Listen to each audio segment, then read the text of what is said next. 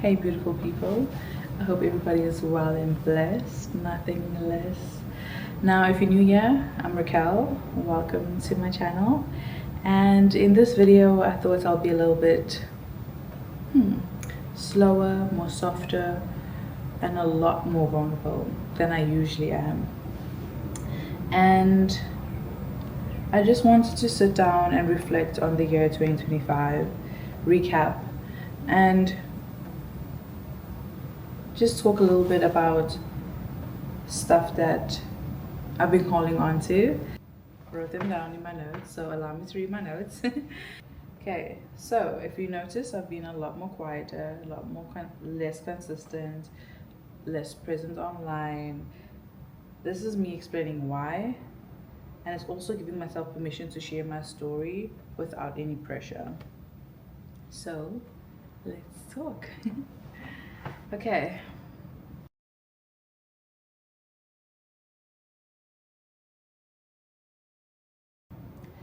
In the beginning of 2025, I had plans, I had goals, content calendars, ideas for a brand. I had a clear picture of how I thought the year would go, a vision of what I thought this year would look like as a creator, as someone who is trying to venture into things, business, and yeah. I wanted to show up more, post more consistently, grow creatively, and really push myself. I felt motivated, inspired, and ready. But life had a different plan for me.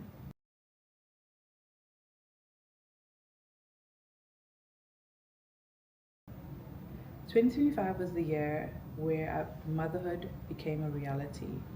And honestly, nothing could have prepared me for how deeply that would change me. Motherhood didn't just change my schedule, my routine, it changed my values, my priorities, my perspective on everything.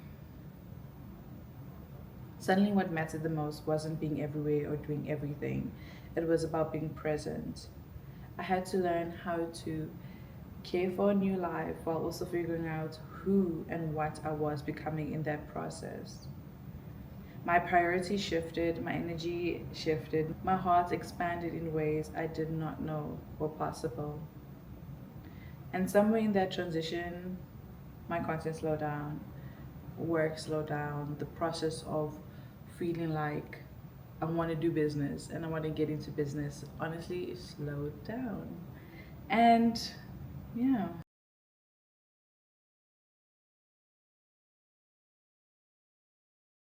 I want to be very honest here. As a result of slowing down, there were moments where I felt like I struggled with that. Moments of guilt, moments of feeling like I was falling behind or not doing enough. Okay. Slowing down was easy. I couldn't show up online or in a room the same way while navigating such a big shift in my life. Social media doesn't always leave room for a quiet season, but real life does. I chose presence over performance. I chose reset over pressure. I chose real life over consistent posting. And I had to choose my baby, my mental health, my healing, even when it meant being less visible or being in rooms at that moment. Slowing down wasn't me giving up, it was honoring where I was and where I am. And I want to say this clearly, slowing down doesn't mean giving up. And I wasn't absent, I was becoming. And I want to repeat myself, and I want you to repeat this to yourself. I wasn't absent, I am becoming. Because whatever you're going through in your life at this season, you're not absent, you're just becoming. So, yeah.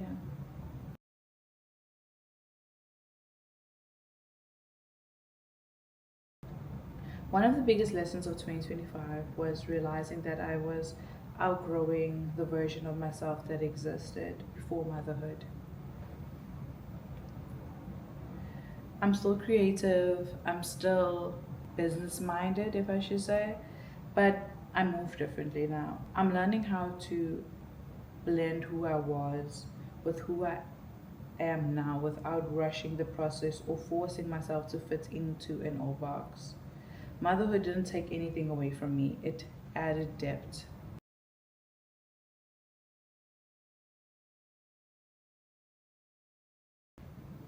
Another big part of 2025 was learning how to let go. Learning how to let go. Yeah. As I stepped into motherhood and into a new season of my life, I realized that some friendships, certain things, old habits no longer aligned with who I was becoming. This wasn't about negativity or resentment, it was about clarity. Some connections and old habits didn't support my growth, my peace, or my role as a mother. And I learned it's okay to release people or certain things that no longer serve a purpose in your life. Not out of anger, but out of self respect. Letting go was painful, but it was also freeing. And I want you to know that it's okay to let go.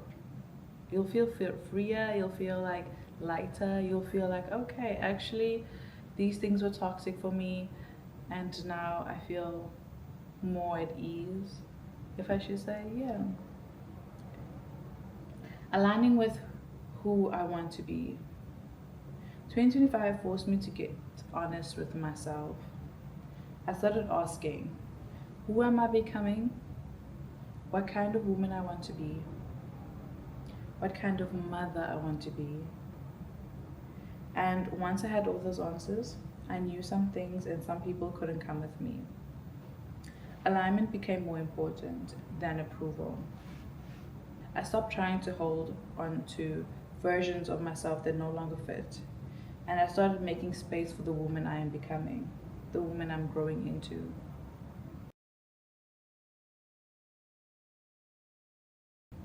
Motherhood taught me boundaries. I became very intentional about who and what I allowed access to my life, into my energy. And I had to protect my time, my mental health, my child. And that meant saying no more often. That meant choosing quiet over chaos.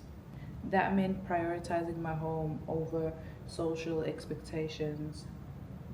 And honestly, that shift changed everything for me.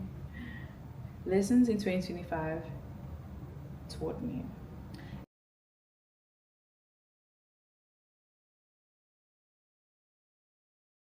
If I had to sum up 2025 as lessons, these would be the biggest ones.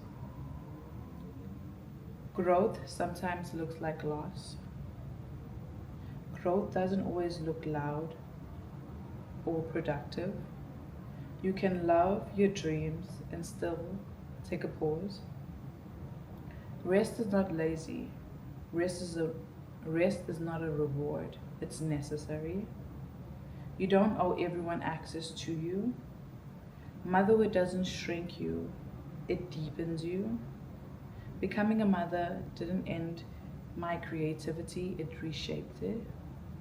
Alignment will cost you people, but it will give you peace.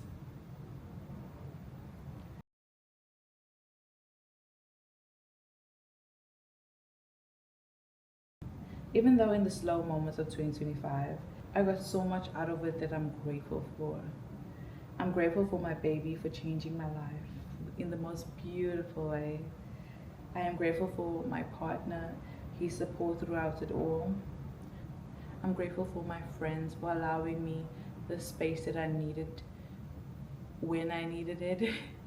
I'm grateful for learning how to listen to myself again. I am grateful for the lessons, the healing, the clarity, and I'm grateful for the strength it took me to let go and choose myself. Some of my wins didn't show up on a screen, but they did matter more than numbers could ever.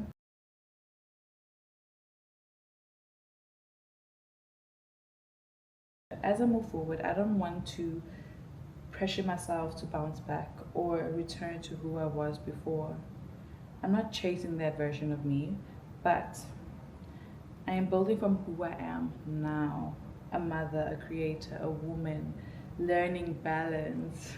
My intention is moving forward and to show up more intentionally, more honestly, and more sustainably for me and for my family. This next chapter isn't about doing more, it's about doing what feels aligned. So, yeah.